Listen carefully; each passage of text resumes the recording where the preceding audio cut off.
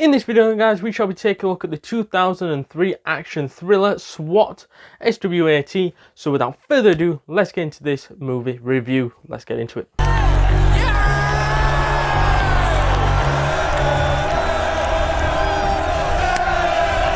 So I thought then that this movie was a solid movie and was absolutely mint, as it was filled full of suspense and comedy at times when needed. And I think not only did it have a great cast, but it had unbelievable suspense, as it got straight off the bat with a SWAT mission in which was to sneak into this bank before it got robbed and try to weave in with them having hostages and things. And one of the characters, called Brian Gamble, takes a risk, and it does technically pay off because they manages to get the mission completed. However, a hostage does get shot in the process, which showed how irresponsible he was, as he didn't listen to the instructions by the rest of the SWAT team.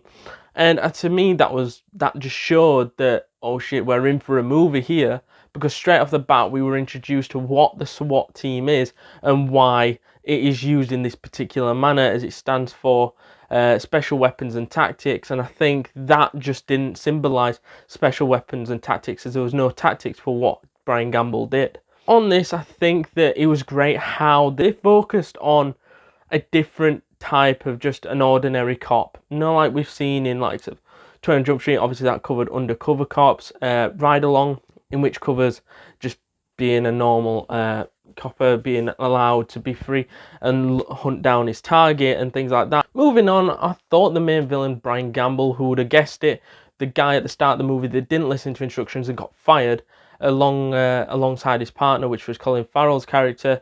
But Colin Farrell just got demoted, and he had to leave because of how he was acting, and then just decided to go, fuck it, I'm quitting, because SWAT was everything for him.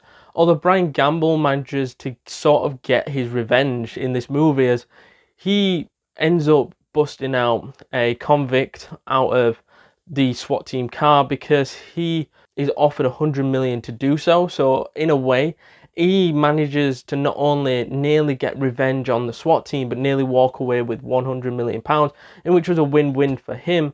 But it was sort of quite a turn of events, as I didn't really expect him to return.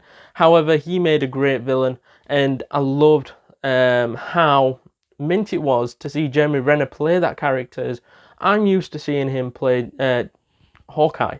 I'm used to seeing him play Clint Barton. And it was different to see him on the bad side of things, as we've seen him do bad things in the MCU, but we haven't seen him be a villain before, and he pulled it off. I loved him in that, and he was a great villain.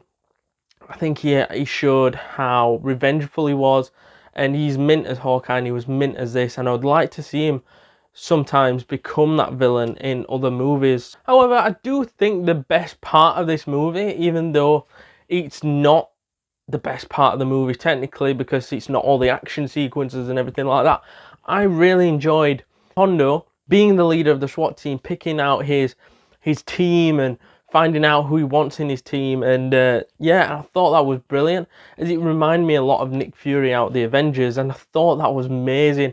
That sort of, yeah, I'm picking you, yeah, you're being in my SWAT team, people that he could trust, and he was like looking around for him. And to me, that was the greatest part of this movie, just watching him hunt down who he wants in his team. And I thought that getting together, the team was actually better than when they were as a team. Even though when they were as a team, it was amazing. They had some great action sequences, involved in some great SWAT training and things like that. But I do believe that they were well recruited by Hondo, and I love the character of Hondo, as it did, like I said, remind me of Nick Fury, and that just shows Samuel L. Jackson for you, and he's always that sort of leader type. Moving on then, I do think this movie is vastly underrated, and he's one of the greatest cop movies that I've actually seen. Finally then, I loved the actors and actresses in this movie, as we saw some big names. We saw the likes of Samuel L. Jackson, Colin Farrell, we saw the likes of Michelle Rodriguez, we saw the likes of LL Cool J, we saw the likes of Josh Charles, Jeremey Renner, Brian Van Holt, and Olivia Martinez. And I think the main ones for me that showed potential was Michelle Rodriguez, as she was amazing in this particular movie, even though we haven't mentioned her. She was a great member of the team. I think she showed her how great she was in these action sequences, and I think she was brilliant. I think Colin Farrell was also amazing as the lead, as one of the lead characters. Jeremey Renner was a great villain, and we know how good Samuel Jackson is, so we don't need to tell you any more about him because he was great as Hondo. To summarize, I think that this movie was solid. I think it was amazing, doing a job at showing what the SWAT team actually stands for and what it is. Hence why I rate this movie a 7.5 out of 10 and a world-class film. So let me know down in the comments down below, please, whether you agree, whether you disagree, whether you hate it, whether you love it. Let me know down in the comments down below, please. Also, if you haven't already, hit that like button, hit that subscribe button, hit that notification bell to be alerted to all the new content that this channel creates, and I shall see you guys in the next one. Later.